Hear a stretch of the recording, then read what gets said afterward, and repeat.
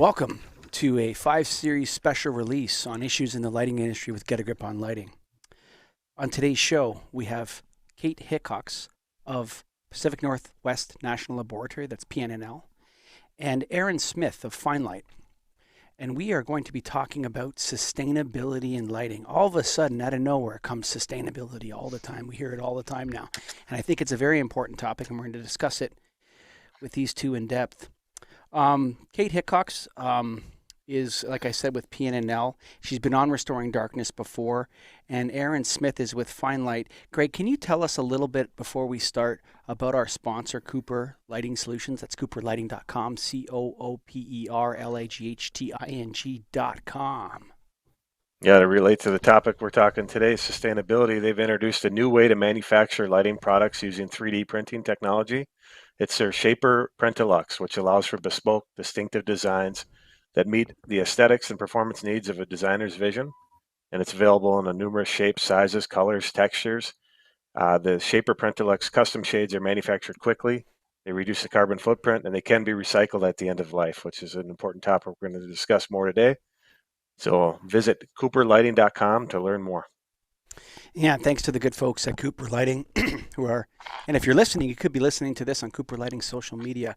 Let's kick it over to Kate Hickcox to start off. Kate, sustainability in lighting. Where do we start this conversation? How do we start that?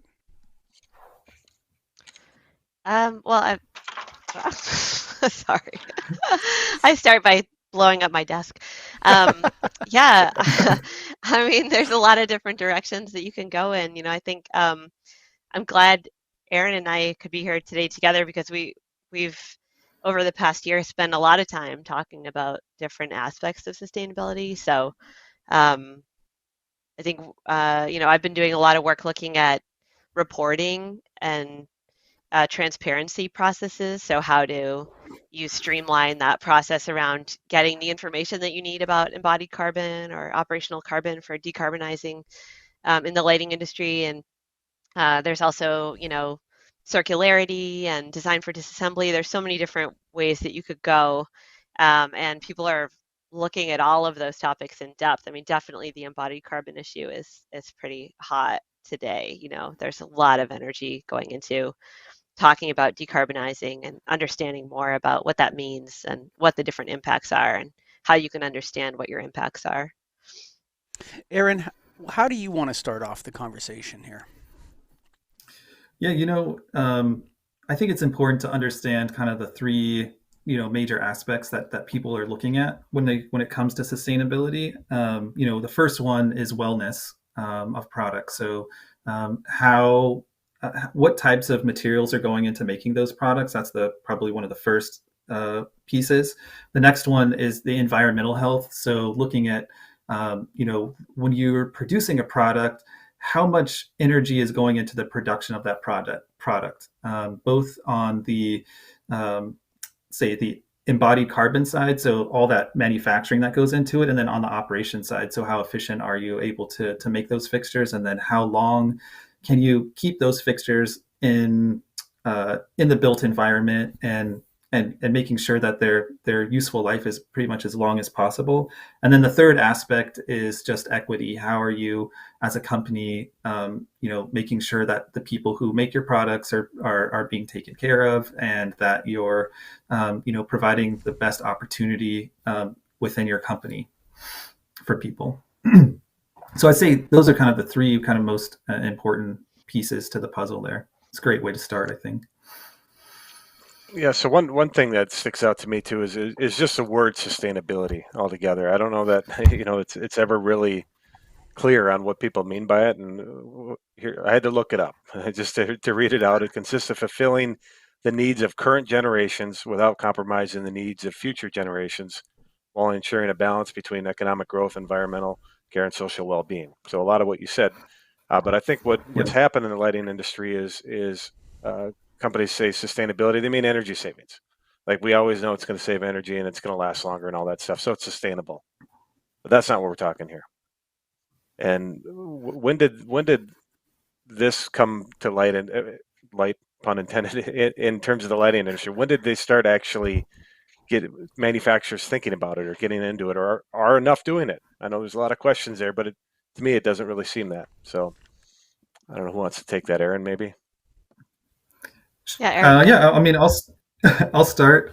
So, I really think it's the work that's been done. An awareness has been starting to be raised through programs like the LEAD programs and things like the Well Building program, and also basically, not only those are kind of industry led pieces, but there's also things that are happening outside of our industry. So you have folks just having more focus on how are we going to build the sustainable, how are we going to build buildings in a more sustainable way. So you've got folks like the American Institute of Architects, AIA. They're coming out with their own advocacy letters around this and trying to encourage manufacturers and designers to build in a more sustainable way. And I think you're starting to see all of that work actually making it to the manufacturers right now, and it's starting to become a big part of the conversation. And and there's demand for it. Specifiers are starting to design in this way, and so it's just now we're starting to respond to that, and I think we're starting to see that groundswell right now, which is exciting. Mm-hmm. Yeah, I think there have been some early adopters, decades ago, right? There's organizations like Cradle to Cradle that have been around for a long time, and it's an organization that looks at circularity and sustainability. And so I think years ago there were lighting products that were part of, that had those certifications, but the momentum wasn't there. I think it's that curve that you talk about, where you have the early adopters, that language starts to get introduced, and then over time there's more and more drivers that build up. And so, as Aaron mentioned, there's right now a kind of a major push from inside the companies, where they're hearing from clients that they want sustainability in the end product. There's a push within companies, manufacturers that are saying, we want to make sure we're being equitable for our staff and in the work that we're doing. And then there's also drivers from other declarations and organizations outside of the manufacturers that are offering opportunities for products that are more sustainable or that have certain certifications or transparency around it. So there's lots of reasons to jump in now, and there's a lot of organizations that are also working right now on how to streamline that process, how to make it easier, how to demystify it and make it less complex. It is really complex to get the information that you need to have a sustainability report. Takes a lot of effort and time, and so there's people that are working on making that easier now. So all of those things, I think, really point to the fact that manufacturers really should be thinking about how and when to jump on board, not if they should, but when to get started. It's interesting because NAILD ran a sustainability committee, and they put out a letter on very specific things within the lighting industry that were of concern to them.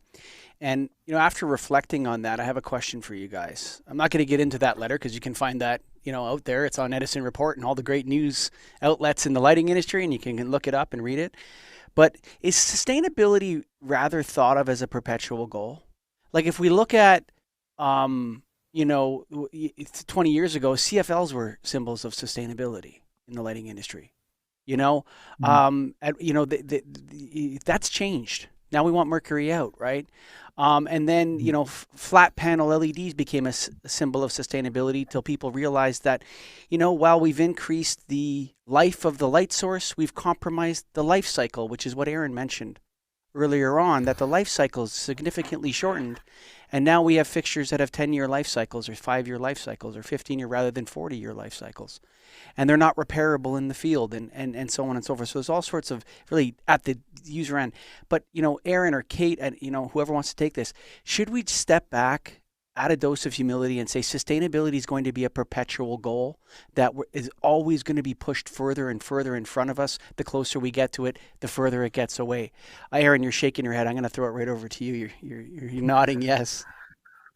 I guess I was thinking about it in the terms of there are definitely some some fixed timelines that have been established, especially through the help of things like the like global climate agreements, things like the 2050 challenge or the 2030 challenge. And, there are definitely goals that architects and, even countries in general are trying to achieve. And so, for a lot of businesses, an interesting statistic is basically something like 93 or 92% of S&P 500 companies have some sort of environmental, social governance documents that they publish out to their investors, and they're taking real steps in their business in order to kind of meet these sustainability requirements, and they have a time frame. Usually it's either 2030 or 2050 type challenges. So in the sense, it's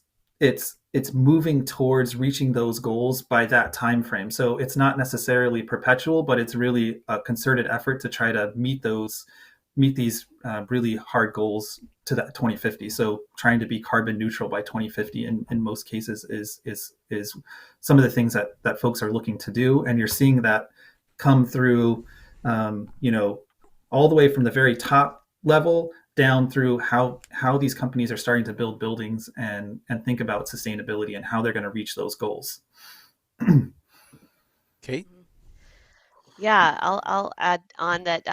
One aspect of the sustainability conversation that is definitely perpetual is that there's always room to improve, and that we always need to be thinking, with every choice, we need to be thinking about what are the unintended consequences. And there's always going to be unintended consequences of any choice that you make. You look back at choices that we made in the past, and your example about mercury is a great one. That was a choice that we can make at that time that gave us an energy reduction, and reducing operational impact of lighting fixtures makes a dramatic impact. And so that was one step along the process. And you see some unintended consequences in terms of mercury, and you can improve. So there's always iteration that can happen. One thing that's not perpetual is that we live on a planet that has finite resources. And so we have to set these targets so that we can try to work within the limited resources that we have. There's no getting around that. And so that's why we have those targets. And I think you can even keep moving forward. One of the words that pops up in sustainability all the time is regenerative. And so that's where you go beyond just making something that is, that has a reduced impact during the process, but you make something that actually produces a positive impact in the end, right? So it's sort of not doing less bad, but doing more good. And so that's something that we can always keep driving, is how do we iterate and improve and do more good in the future with our work, whether that's around sustainability or equity or somewhere in between, energy justice. So I think that is perpetual, definitely. And that's a good thing, right? That's how we iterate and improve and do better work and critique our past decisions. And Kate, you've mentioned a couple times circular. So we hear the term circular economy. Can you define what you mean by that? Yeah, and in lighting and in products, you could think about that as just that the whole process doesn't end at the end of life. So, you can create a linear line, a visual of a process where you extract materials from the earth, you design the product, you manufacture and create it, it goes out to the field and it's used, it has a usable lifetime. At the end of the usable lifetime, you have the end of life, and then it is disposed of or destroyed or recycled, something like that. So oftentimes people think of recycling as the goal for sustainability, but in a way that's one off-road at the end of an end of life process, and it's actually not that circular. I think the most circular thing you can do is to then reuse the product and put it right back into the system so that you're not extracting more materials. So it's just basically a way of thinking about that process as a circle.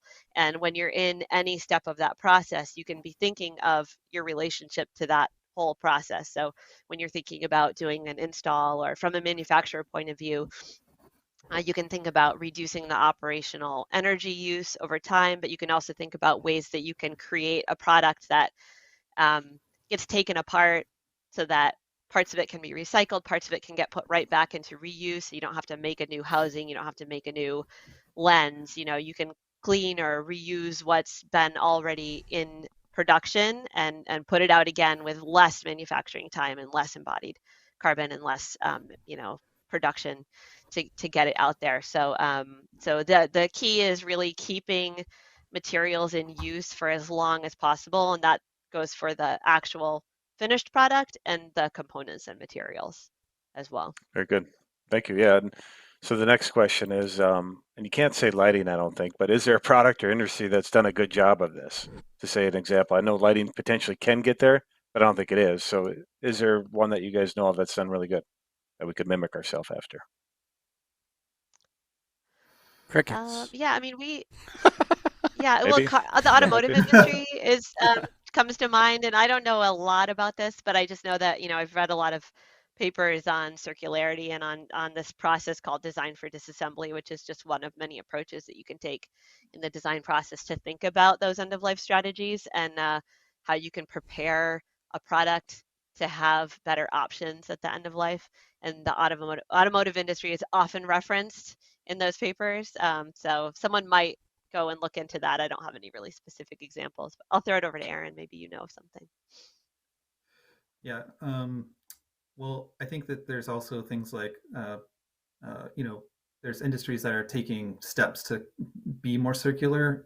So we're starting to see things like from the cell phone industry where they're starting to provide repair kits and make things more easily repairable so that you can extend the life of those materials.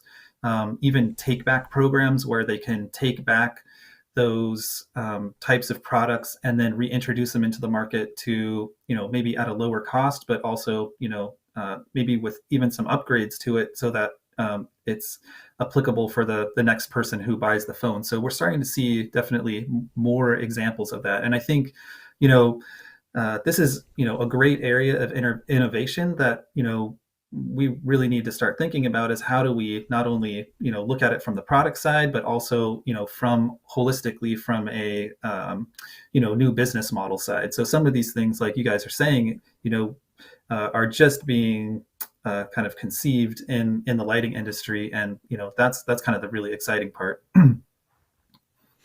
Who's a lot of upside? Yeah, does anyone know how to do this? So is there like a person out there that, or a group of people? I mean, PNNL would be a place that the lighting industry would turn to for this kind of research. Is it really at this point? Are we really just saying, okay, incremental progress forward? These things are damaging. This stuff is good, but we really don't know what you're talking. You said 2050 and other kinds of goals. That seems pretty intimidating to me when we don't even have standardization of form factors in LED light fixtures.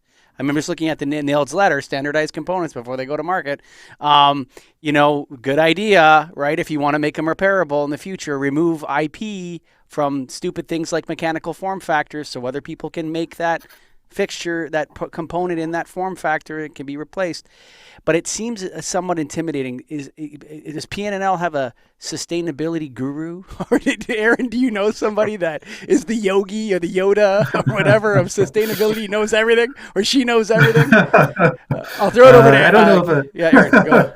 Yeah, I don't know of a yogi. I think we're all kind of like, we're all really working on it together. There's definitely groups that are, we've got the IES Sustainability Committee. We've got folks like PNNL who are driving, specific aspects of this to try to make it easier for the industry as a whole. And I think, as you guys are having this podcast, this is just a great way to get everybody kind of up to speed on what is, what's the state of the art in the conversation. And I think we're all trying to learn that together. It would be great if, one day, none of us are, shipping products with, that we're shipping it in the most sustainable way, that we're learning from each other and, trying to take these different types of models and put them to use. And, one of the first places where we started was with material transparency. So looking at all the ingredients that go into making a product,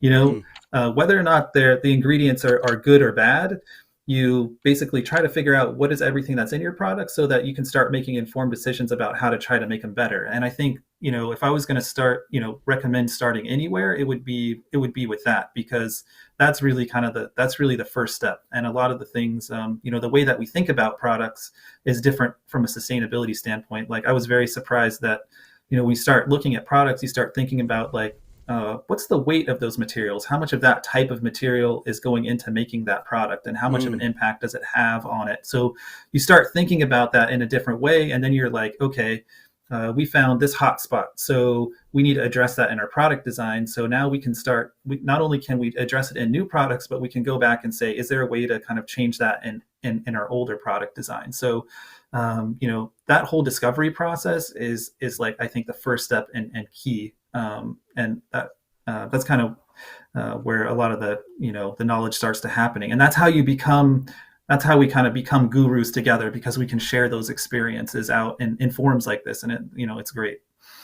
I think that's 1B, not 1A, and I got an idea. I'm going to throw it at you again from the Nailed Sustainability. What they're saying, what the Nailed Sustainability Committee had come up with, is that useful, transparent labeling. Like, is this fixture field serviceable or not? Like, just letting consumers know. Does the manufacturer sell replacement parts? Like, some sort of labeling on the fixture. Just start with, like, letting people know that, hey, once this fixture is burned out, you got to throw it in the garbage, or it's got to be sent to, if you can recycle the metal or whatever. This is not a field serviceable fixture. I think that's a simple thing that can be, UL or one of the great DLC could start a labeling program. That says whether or not the components are replaceable, are they cross-manufacturer, or is it only from the manufacturer? Does the manufacturer have a service plan for long-term for this fixture or whatever? Kate, how do you feel about that? 1A, then 1B. Yeah, well, that is happening right now in Europe, so that's already been implemented there. And there's examples. I think the organization Lighting Europe, took the guidelines that were developed by the government in the UK, and then developed some examples of labels that are standardized that give you that information. So this is field serviceable. This one requires a specific maintenance person, and that labeling is really critical to enabling the kind of better end-of-life solutions that we want once products go out into the field. Just identifying what materials are recyclable, and where, someone might be able to make money off of some material, even if they throw it in a recycling bin, as opposed to sending it back to the company.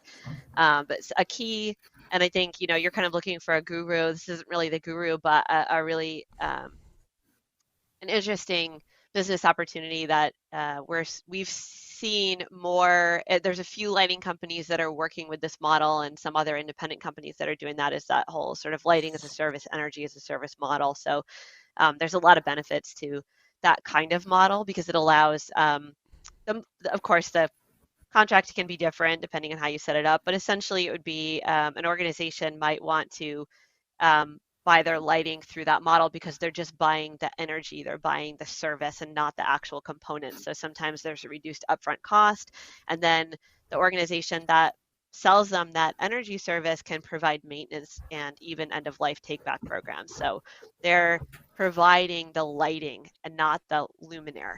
And so it means that that company can get quality lighting, can get upgrades, they can get, a new driver can be replaced when it needs to be replaced.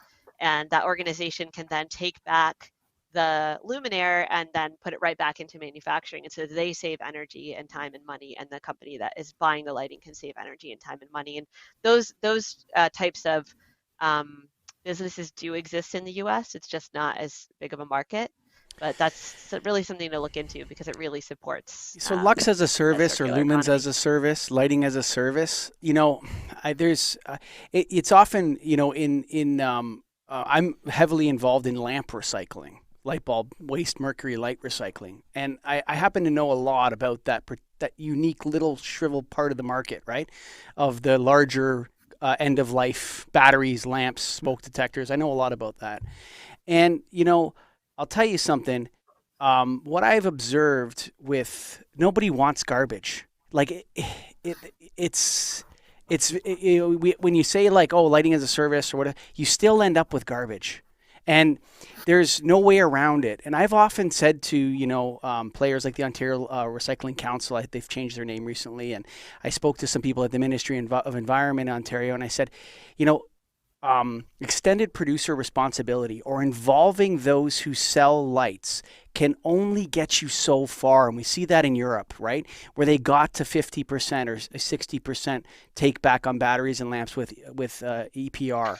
But at some point, the end users, the people that are using these products and benefiting from the light or benefiting from the battery or benefiting from the phone, have to have some kind of stake in the game. They have to be involved because they're the ones that have the garbage.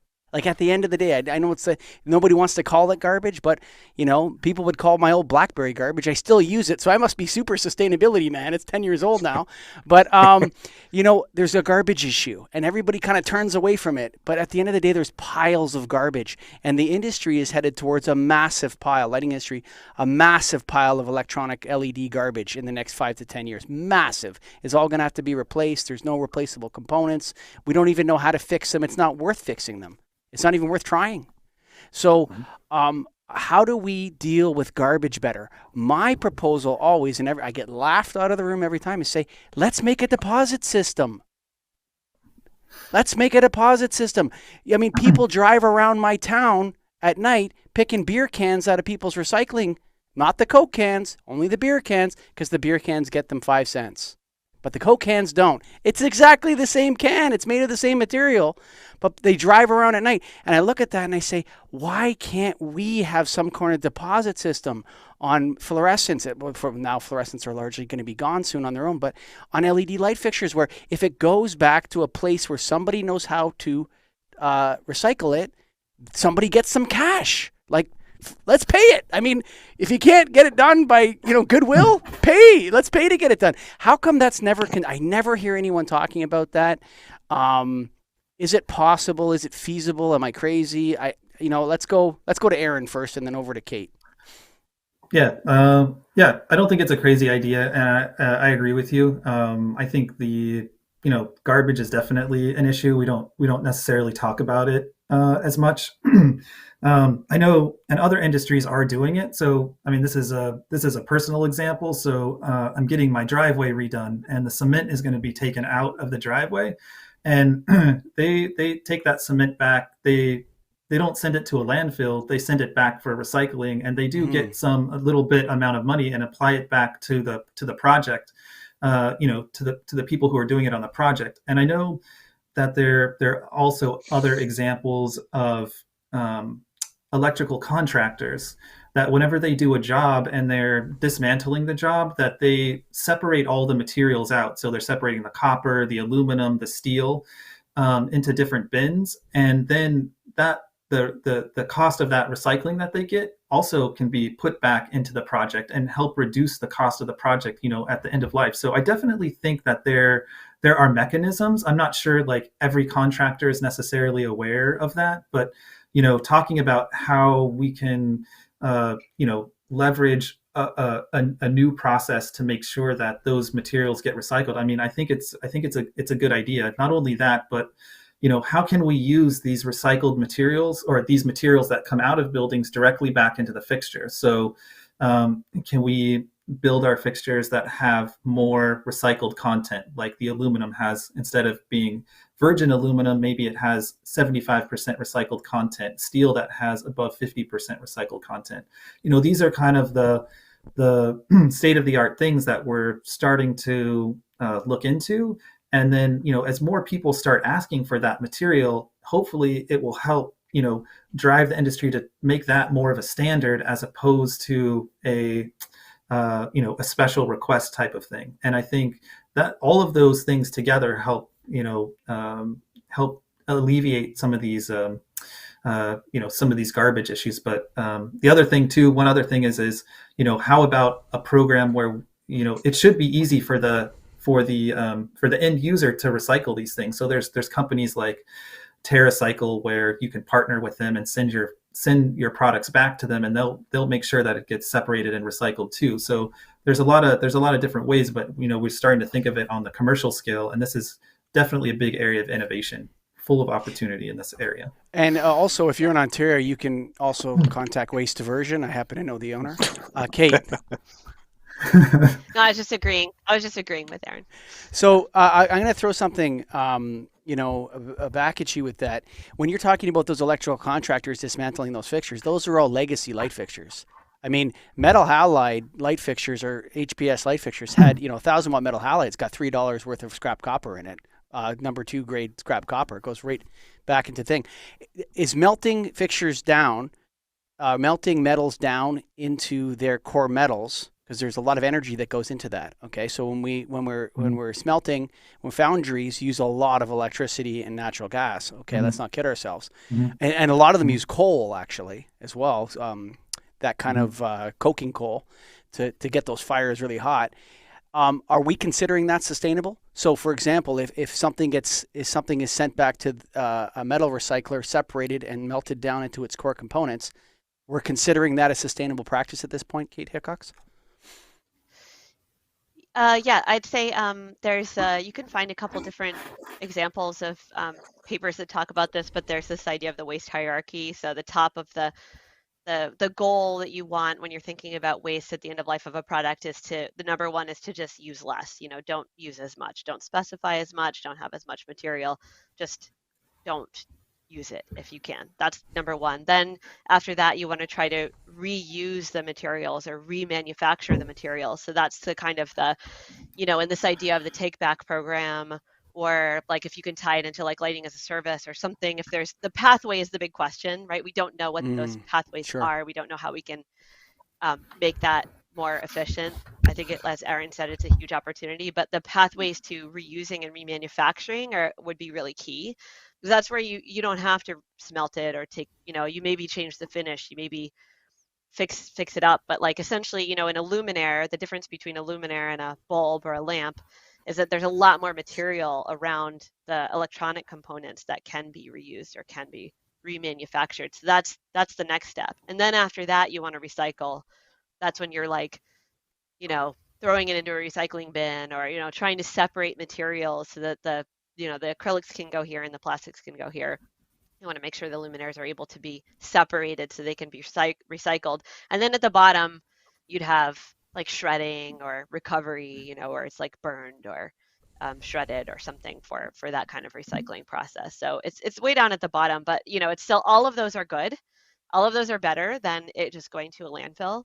But there is a hierarchy out there, and we should be designing with that in mind so that we can prepare the luminaires to have those opportunities, right? Because I think, like you're saying, there's legacy fixtures out there now that are being taken out, and they might not be able to be separated into the core materials. That might be a limitation. No, the LEDs can. The legacy ones can. The LED ones cannot. Yeah. But some luminaires can't, right? Some luminaires, they used glue to adhese put two metals together, or there's potting in there that holds some wires in place, or there's a lot of different assembly processes that make it really difficult to have a good end of life outcome. And so that's another key, and there's a big opportunity in a learning area in the manufacturing field to learn what those better practices are at the front end, so that at the outcome you can send it right back into being another luminaire without having to go through that smelting process, ideally. So, Aaron, I've got a question for you. Commercial lighting, that's what we do, Michael and I, and the primary fixture also happens to be one of the larger ones that can be out there is a 2x4 troffer.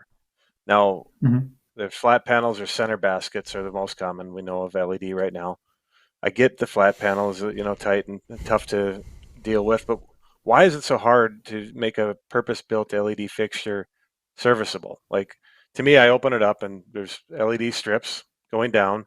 Sometimes they're glued in, sometimes they're nailed or screwed in, whatever it is. There's magnets you could do. There's, you can have clips on the end, like a ballast disconnect, and then you have a driver. To me, it's very similar to, a tube is a lot easier, obviously, as we've talked about a lot. You can just put a 4-foot tube and it fits. And I know form factor is a thing, but even if let's say yours is a 3-foot bar, why can't you make your 3-foot bar easily to come out and put a new driver in and go right back in? Why is that hard? Amen, brother.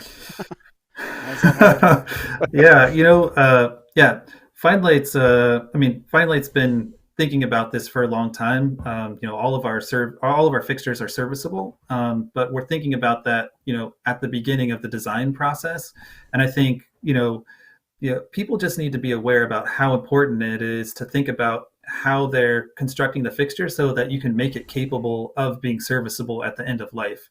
And there are definitely some people are looking at cost trade-offs versus manufacturing costs when it comes to making some of these decisions. And I'd say that there are definitely ways to not only be sustainable but be affordable at the same time, and get those types of fixtures and or design and build those types of fixtures. And from a specifying standpoint, or buying it through a distributor as a contractor, really looking, your buying power makes a difference. So whenever you're looking for those fixtures, look for the ones that are serviceable, so that when the customer has an issue with a driver or board, that maybe you have a service contract with them, and you can make sure that those fixtures are staying up to date with those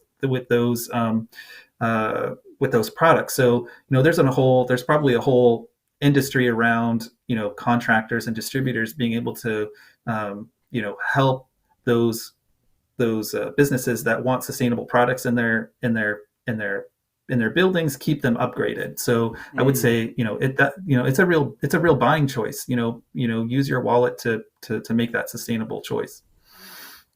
It's tough to know what it is, though. That's a tough thing, because there's the messaging can be confusing between energy efficiency and life cycle and light source life, and that's why I think that labeling piece, or that on the cut sheets and on the boxes, where people can really help. Like, I can never fix this. It's over. When it's over, it's over, right? I want to throw something out at you, Kate, and I've had discussions with people about this that resist this a little bit. I think the lighting industry needs to recommit to commoditization and standardization, particularly of mechanical form factors of light sources and drivers and this kind of stuff. And it's something the lighting industry almost invented. Like, if we go back to 100 years ago, they all agreed on the screw-in socket and the shape of the bulb, and then they went, crazy selling these light bulbs, and they even agreed to shorten the life of them. You know what I'm saying? Like, if we go back and we look at the history of the industry, we can see that standardization and commoditization was key. Standardization is key from the sustainability piece, but I think you've opened my eyes here, Kate, with the equity play. Commoditization gives access to everyone of scientific innovations.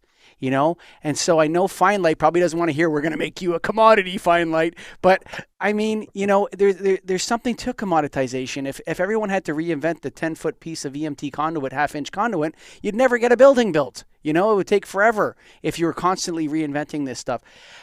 Is commoditization really part of the equity play in standardization, where we allow all people to have access to circadian friendly lighting, for example, because it's cheap and affordable and available and serviceable and repairable and everything else? Am I right? Is commoditization part of that a little bit? I've been thinking a lot about standardization in terms of access to information, and I think I could see.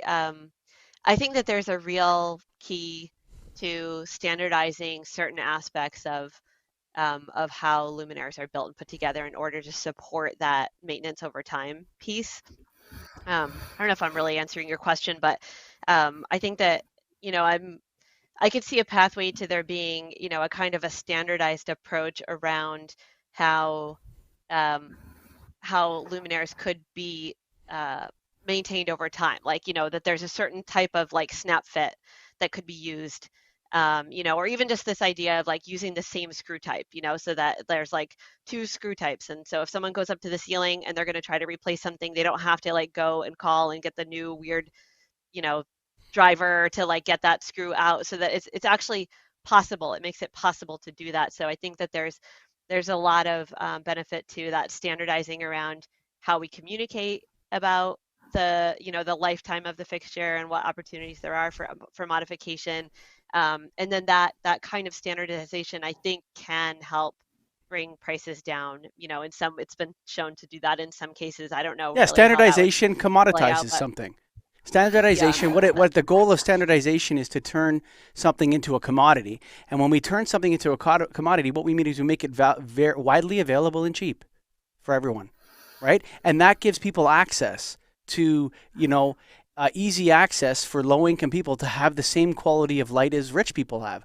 I mean, that's what you're talking about with the equity piece is that, and essentially if we're going to create electric light for people, we want everyone to have access to, not 100%, but 95% of all the great innovations, Aaron, should be available to everybody at a low price and in everyone's house. That's what we want, right?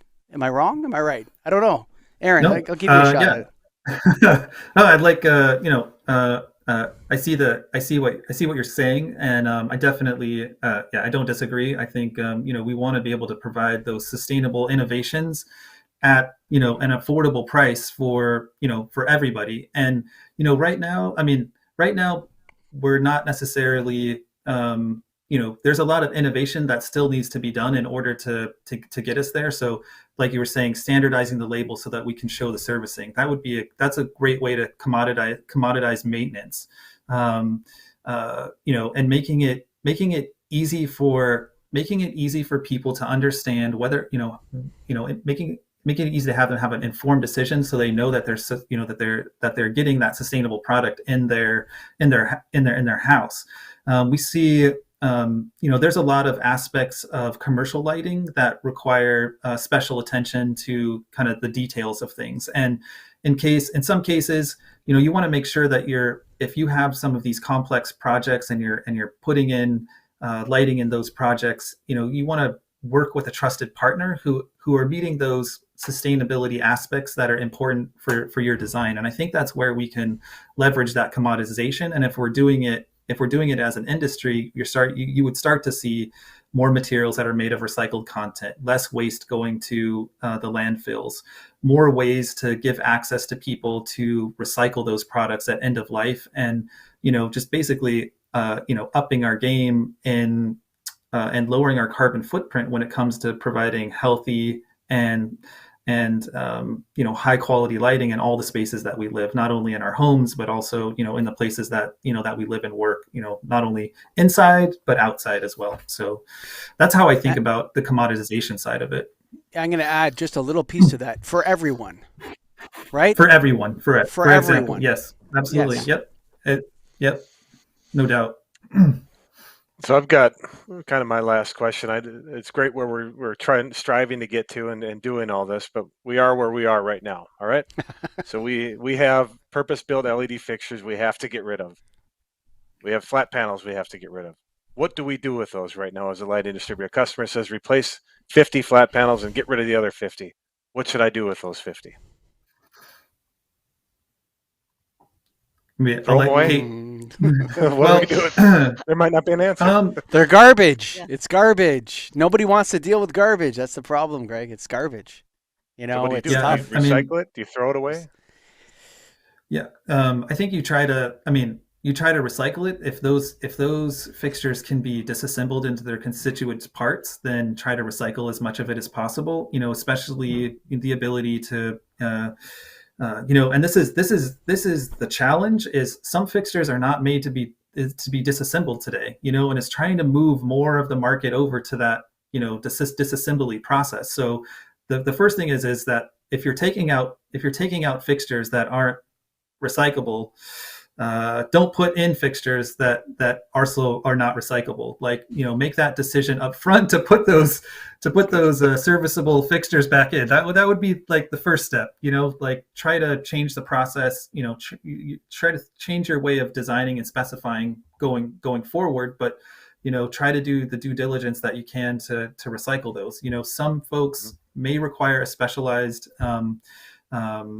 recycle facilities, but people who recycle computers, we put all of our electronic e-waste we send it to a very specific recycler so that they can recycle those things, whether it's drivers or LED boards. They can handle that type of recycling. So attempt to look for those specialized recyclers that can handle that type of product, because it's electronic waste at that point. Yeah. Well, I think that's our job, is to think about those processes, right? Because it is, everybody has a personal responsibility, but it doesn't really, I mean, and it does land on us, but we have to make those bigger decisions about how we buy into those processes. Like Aaron was saying, like use your money, to, push your priorities with your money, but also, we need to think about like what are those pathways and how can we support there being, jobs and infrastructure around recycling, because right now it's basically a black hole. We don't know what is happening and we don't really know what the opportunities are. We know there's a lot of opportunities there.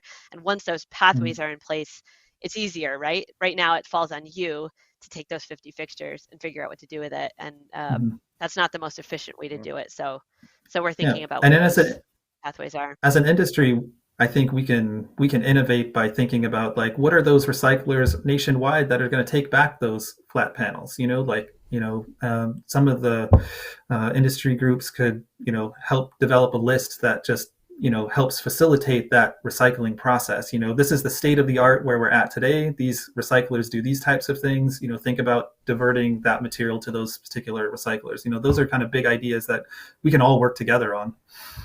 So I'm going to quote from the letter again because I think they nailed sustainability committee. This is wisdom from the front lines from guys like Greg and I, but not us, but the lighting distributors were on this committee. The committee noted that all legacy light fixture materials, including mercury-containing light sources and polychlorinated biphenyl PCB ballasts, have end-of-life destinations where contaminants are captured and the materials are recycled. Our committee is not aware of any facility that accepts end-of-life LED light fixtures or promotes that they recycle the components or capture the hazardous wastes. So the lighting industry is, if these facilities exist, has done a very poor job in letting people know where they are and who they are, and or they don't exist. And I would say it's probably the latter, that they don't exist and the fixtures are constructed in a manner which makes it impossible to recycle the fixtures. And that's my experience as owner of Waste Diversion. What's interesting is I do believe, and I'll give you guys, right after this, I'll give you guys a chance to give your final thoughts, but one of the things we recycle is ceramics, toilets, sinks, tiles, this sorts of thing at Waste Diversion. And we'll do toilet programs. So a company, a building, always city, always municipal, will be changing all the toilets in a building, and they'll pay the $75 a toilet to do the recycling. So toilets are very expensive to recycle, almost the price of a new toilet. Whereas lamps, it's less than 3% of the entire project to recycle those 50 fat panels properly as best as you can, Greg. It'd be less than 3%, 4% of the entire project cost. It would cost something, but it would be very minimal. But you know what? We advertise for toilet recycling, and you wouldn't believe how many people call us. And they say, I'm renovating my bathroom and I want to recycle my toilet. We say, look, it's $165 for a one-off, and for pickup, it's another $100, and the toilet has to be dry. It can't have any water in it, and so on and so forth. You wouldn't believe how many people pay that, actually. You wouldn't believe it. How many people bring their sinks and toilets, That's and awesome. we put them in the box. Yeah, and wonderful. You wouldn't believe it, actually. Yay. And what has to happen is the plastic comes out, the plastic gets recycled, and then, like you were talking about concrete, porcelain and ceramic is an excellent adder to concrete, and so it becomes a sidewalk somewhere. Aaron, any final thoughts for the listeners, and then we'll go to Kate. Yeah, I like to say, start small, think big, get going. You can start in several different aspects here, but get involved in the sustainability journey. Help support the process. Feel free to reach out and ask questions. I just think the best thing is the time to get started is now, and we're here to help educate everybody. Kate. Yeah, agreed. I think there's a lot of information out there, and just in this process, we've been talking to a lot of people about different aspects of sustainability, and have heard, a variety of responses from people that are really involved in the middle of it, and there's, certain like roadblocks or challenges, or there's people that haven't started and it seems really daunting to start thinking about how to collect that data. It's not impossible. It's actually, there's pathways to do it. There's a lot of information out there. So I'd say, reach out if you're interested in starting to get that information and make better decisions to affect the end of life outcomes. Then there's resources, and I'm sure Aaron or I would be happy to get an email from anybody and give them some resources or send them in a good direction. So I think what everyone's saying here right now is, Greg, is the time is now and the person is you. That's right. All you folks out there listening to this, you can lend a hand, especially if you're in an association. Look, Greg and I were blown away at Brian Huff's committee on sustainability, actually, the stuff they came up with. We were blown away, and that's some distributors. Guys sell light bulbs every day, gals selling light bulbs every day. Hey, contractors, agents, designers, all those other associations out there, start forming committees around sustainability. Don't be nervous. Just as a group, and put out a statement saying, hey, we don't even know what to do. Even if you put out that, let the world know. And I'll tell you, man, the people at PNNL are so generous with their time. And so there's so many people in the industry that are willing to lend a hand and point you in the right direction or give you a recommendation or give you some knowledge. And that's my experience with the lighting industry, Greg. But we have to say thanks to Cooper Lighting. Go to COOPERLIGHTING.com, Greg. Yeah, check out their Shaper Printelux that's made from 3D printing technology, distinctive custom designs that are different shapes, colors, textures all over the board with custom shades, and they reduce carbon footprint because they can be recycled at the end of life, a big topic we talked about today. Way to go, Cooper. Go to COOPERLIGHTING.com, and we'll give the final word to the American poet T.S. Eliot. That's right. We shall not cease from exploration, and the end of all our exploring will be to arrive where we started and to know the place for the first time. Thanks for listening.